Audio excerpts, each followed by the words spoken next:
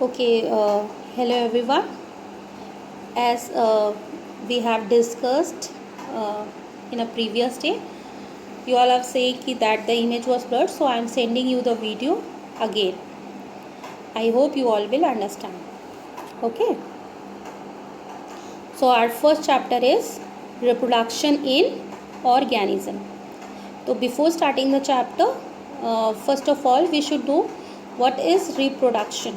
Re means again, production means to produce. So in this chapter we are going to study about the how organisms are produced from their parents and what are the methods or modes through which the new organisms are arises from their individual or their parents.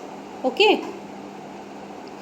In this chapter we are going to study about lifespan, asexual reproduction and sexual reproduction.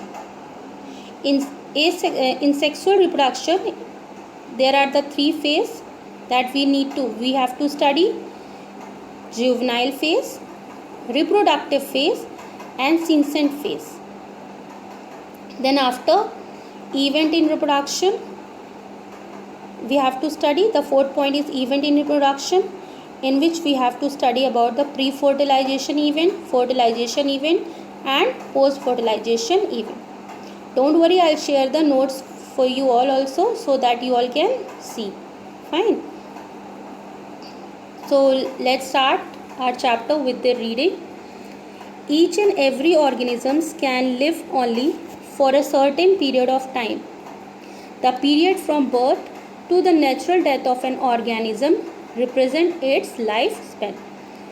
तो यहाँ पे सबसे पहले आपको life span के बारे में बताया गया है. लाइफ स्पेन क्या है? जब कोई ऑर्गेनिज्म जन्म लेता है और जब तक उसकी डेथ नहीं होती है, तो उसके जन्म से लेके उसकी मृत्यु तक के बीच के जो टाइम होता है उसको हम क्या कहते हैं? Life span. Lifespan of a few organisms are given in figure 1.1.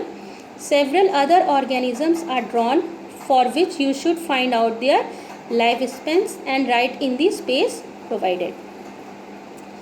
तो चिल्ड्रन, मुझे जहाँ तक लगता है आप सबके पास बुक्स होंगी. नहीं है तो मैं ये पेज आपके साथ शेयर कर रही हूँ. यहाँ आप देख सकते हो. 1 मिनट.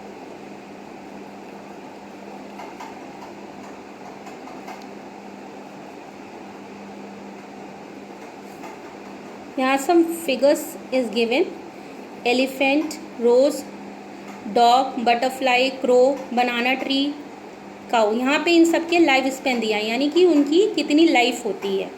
ठीक है. तो आपको जिनकी फिगर में जिनकी डैश है वहाँ पे आपको इनकी नेट से सर्च करके आपको इनका लाइफ स्पेन लिखना है. ये एक तरीके का आपका होमवर्क ही है, क्रिएटिव होमवर्क. ओके. और बाकी जो कुछ दिए हुए हैं तो उनको एक बार आप देख लीजिए. बटरफ्लाई का लाइफ स्पेन होता है 1 to 2 वीक्स, 1 से 2 हफ्ते के लिए. क्रो का जो लाइफ स्पेन होता है वो 15 ईयर्स का होता है.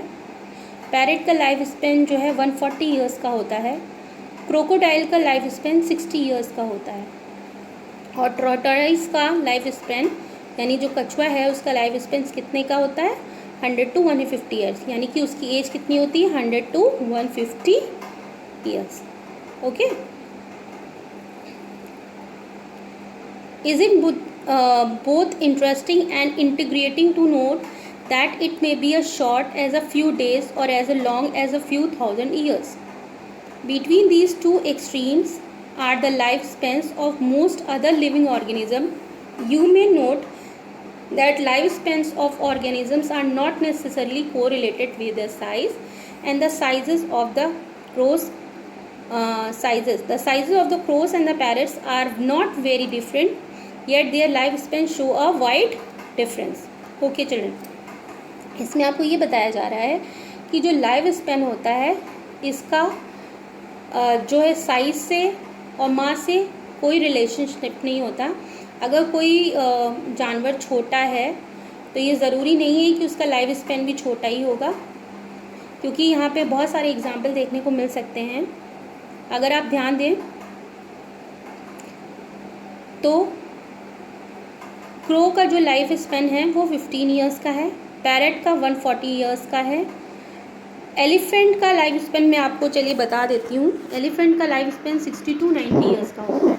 तो अगर आप कंपेयर करिए पैरेट के लाइफ स्पेन को एलिफेंट के लाइफ स्पेन से, तो आपको ये पता चलेगा कि पैरेट छोटा ज़रूर है, स्मॉल ज़रूर है, बट उसका लाइफ स्पेन ज़्यादा है, और जबकि एलिफेंट जो होता है उसका लाइफ स्पेन पैरेट के मुकाबले कम है। तो यहाँ पे हम इस चीज़ को प्रूव करते हैं कि जो लाइफ स्पेन होता है वो साइज से और ऑर्गेनिज्म की कॉम्प्लेक्सिटी के ऊपर बिल्कुल निर्भर नहीं करता है, यानी कि वो इंडिपेंडेंट होता है। ओके, सिमिलरली एक दूसरा एग्जाम्पल दिया हुआ है।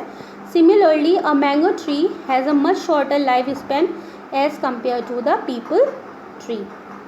जो मैंगो ट्री होता है उसका जो लाइफ स्पेन होता है वो कम होता है as compared to the peepal tree.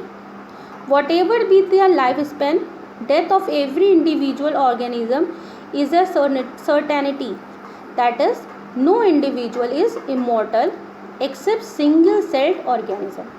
जितने लोगों का जन्म हुआ है उनकी मृत्यु निश्चित ही है, ये तो आप सभी को पता है, ठीक है।